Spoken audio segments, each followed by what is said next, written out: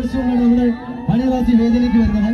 അപ്പൊ തീർച്ചയായിട്ടും വളരെ വളരെ സന്തോഷമുണ്ട്.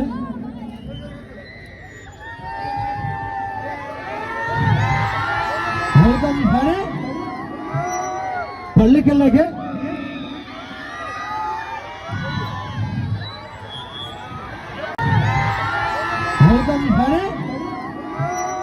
പള്ളിക്കലിലേക്ക്